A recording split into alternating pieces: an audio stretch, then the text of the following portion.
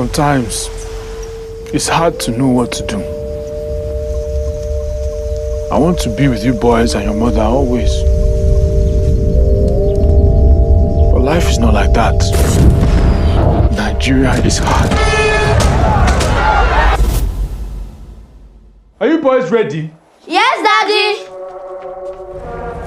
You are following me to Lagos today.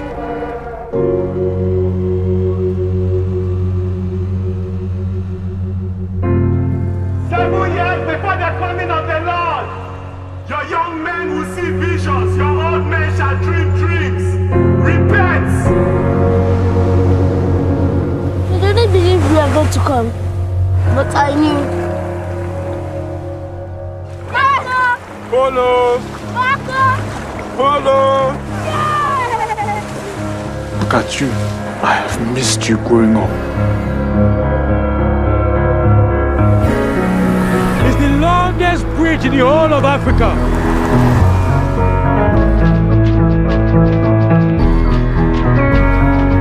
Come on! Come on! This country is going to change. Yeah, more crazy. The problem with this country is discipline. This is why we need the military. Capo! You better take these long walks away. The streets are already hot. Fellow Nigerians, it is in the supreme interest of law and order that the presidential election be annulled. Everything is sacrifice. You just have to pray you don't sacrifice the wrong thing.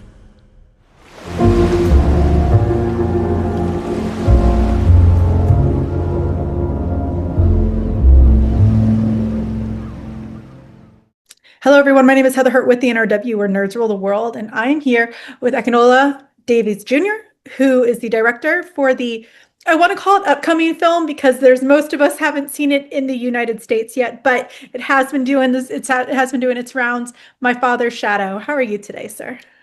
I'm very good, Heather. How are you? I am very good. Thank you for spending some time with me today. To start, this film is technically autobiographical, correct? Semi-autobiographical, yes, correct. Yes. So tell us, what is your story? How did you put yourself in this story that's set in 1993? Sure. Well, I was in Nigeria in 1993, the same age as the characters and the boys. We went through the election crisis. We saw the sort of hopes and dreams of our mum and her community moving from military dictatorship to democracy, and everybody's really excited about this maverick politician, and just as quickly as it came, it got pulled away from them. So we saw how it was deflating and how a young country's first excursions with democracy were kind of already sort of fractured. So yeah, we lived through that period. We sort of had to get pulled out of schools, and for a period of almost 2 weeks, it was kind of turmoil across the country. On a slightly different note, I lost my father when I was 20 months old. I'm named after him, and me and my brother, who would have been about 4 years old, we only have one memory of him, and that memory we put in the opening sequence where we're sort of playing on a bed with him. We don't know whether that's fabricated, whether that's real, whether that's something someone told us, or whether we experienced it ourselves. But what we do know is that we have that feeling, and we've tried to hold on to that feelings for ourselves. And it was important for us to try and put that into a film. So effectively, the concept of the film is what it would be like to spend a day with our father, and the questions we would like to ask him, and how we want to hold accountable his absence. But obviously, there is some artistic license in there. But a lot of the stories that formulate Ṣọpẹ, the incredible Ṣọpẹ Dìrísù, our lead's character, is based on stories we were told on our father and his experiences with his family, and the characters are sort of based on me and my brother. That is absolutely beautiful. The hardships were clearly depicted in the film in the most honest way. With that, it's, we saw people fighting for petrol. We saw people just fighting for their basic wages. Capo, I'm going to call him Capo because I think that was a great nickname for him. Yeah. But with that, one of the things that we truly witness is, as you said, there was turmoil. there was an election, and these changes in government structure are absolutely debilitating at times to entire countries, even if the shift is good. Why did you really want to emphasize that there was the potential for good, but let's really push down on the fact that sometimes bad comes before?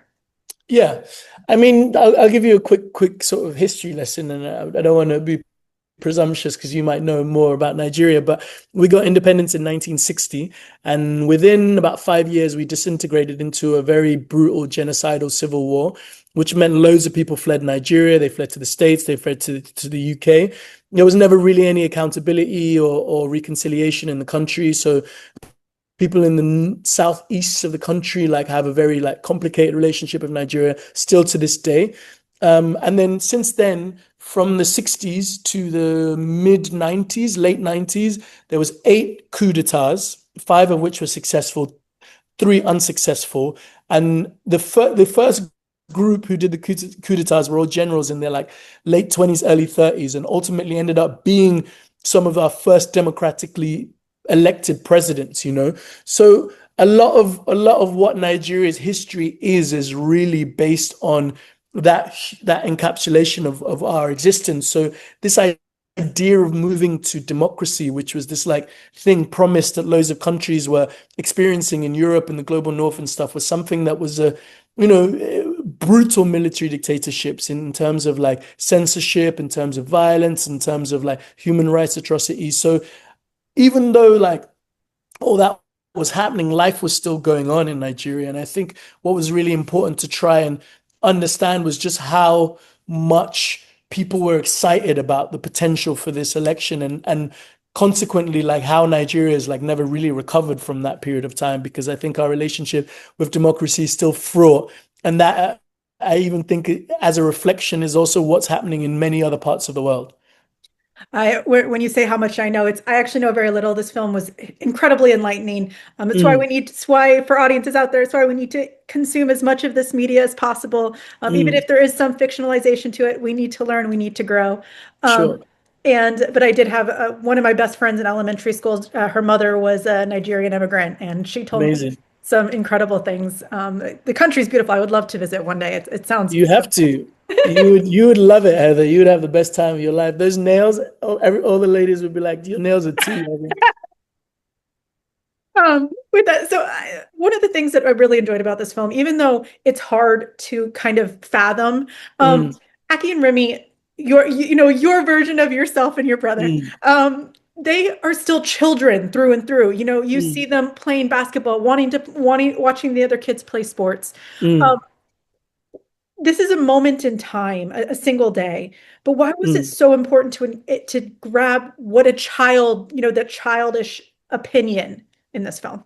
Sure, because I think children are a lot more intuitive than we give them credit for. I think children come to the world with neutrality, and everything that they learn is learned, is learned from their caregivers or whatever society projects onto them. But I think looking at the world from a child's perspective, I think allows you to sort of dwell in magic. It allows you to be more curious about the creatures, the ants, the birds, the way the fauna and nature sort of moves. And I think it really just allows you to be a sort of innocent passenger on a journey, just learning with a certain level of excitement. And equally, I think it's how an important aspect of the film is how children process grief, how children process absence, how they process their relationship with their fathers, especially in this context of boys with their fathers. And I think it was important because ultimately I think it allows the audience to view the world from a very neutral perspective, as opposed to needing to give you a position to hold immediately. Because I think if it was viewed from the father's perspective, then there's just so much already within the political, within the ideas of what we're trying to communicate to you. So I think, for those reasons, seeing it from a child's perspective allowed us to sort of dwell in this aspect of magic and sort of supernatural drama. Some of the innocence in it is just absolutely, it was so intriguing to watch. My last big question for you. when this actually hits on a mass scale on February 13th, when people leave the theater, what one thought would you like them to have in their heads when they finish the film? I'd like for them to watch it again, to be honest. I think there's so much detail that is so lovingly put into the film. I think I'd love for them to project themselves into it. I'd love for them to have a lot more empathy for their parents and those relationships. I know I've probably said about 4 things now and you only asked for 1, but yeah, I mean, I think it's really about, I would love for people to want to keep coming back is probably what I would say, to want to keep coming back to the story, because I think for those who keep coming back, there's reward. There's detail upon detail upon detail, like every frame serves a purpose. There's no self-indulgence in the sort of filmmaking. It's really, every frame really serves a purpose in the film. So I would just really encourage people to keep coming back and seeing themselves within the story. That is absolutely beautiful. Thank you so much for your time today. My Father's Shadow arrives in theaters on February 13th. Thank you. And you have a wonderful day. Thank you so much, Heather. Thank you so much. You know what? Go and wear your clothes. You are following me to Lagos today. But Mommy said we shouldn't leave the house. That we should wait for her. Why don't you stay and wait for her? You can tell her I went with Daddy to Lagos, but she puts you in charge. Hopefully, your mommy comes back before we go. But otherwise, we just have to leave message for her.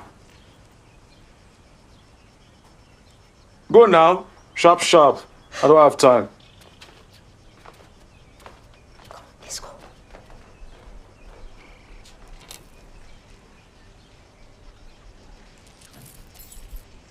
Miss Boy.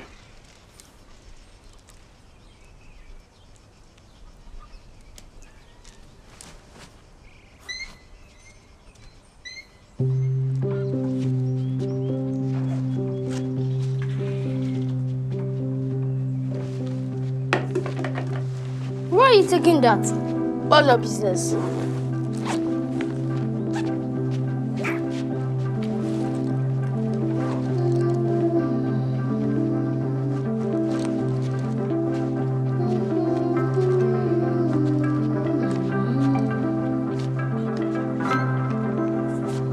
Where did you get that from? None of your business. And don't beg me when I buy fan ice. Are you boys ready? Yes, Daddy!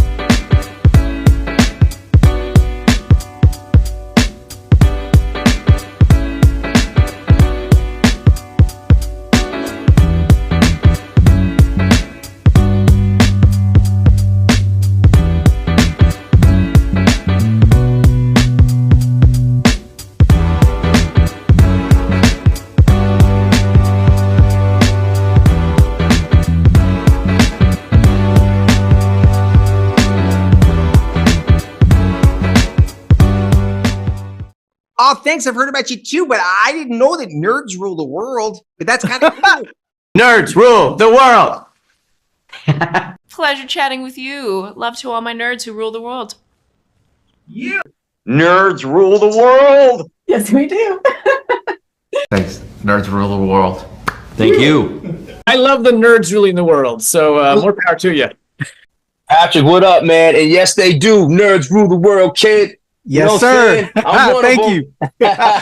Awesome. Kuya P, nerds rule the world. Hello. Yes, they do. Yes. Oh, nerds rule the world. I got.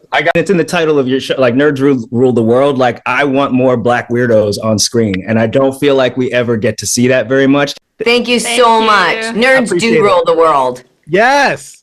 Thank you.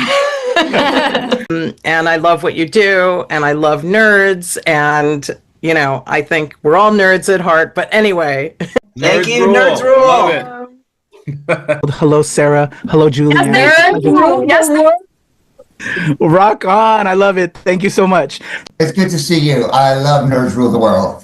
But yeah, there's a heavy nerd component, man. Yeah. And at the end of the day, if you ask me, nerds rule the world. So Absolutely. And you're right. Nerds do rule the world. We're just the best. Yes. Yes. Nerds do rule the world. I agree. We do. I agree. We're awesome, aren't we? Thank you, ladies. Nerds so much. Yes. Thank you, guys. Bye.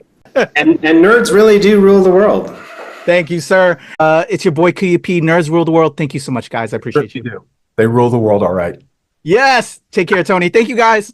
Thank you. Love you, nerds, dude. Get it. Well, I was good until I saw that this is Nerds Rule the World. So are we talking about like everybody you interview is a nerd, right?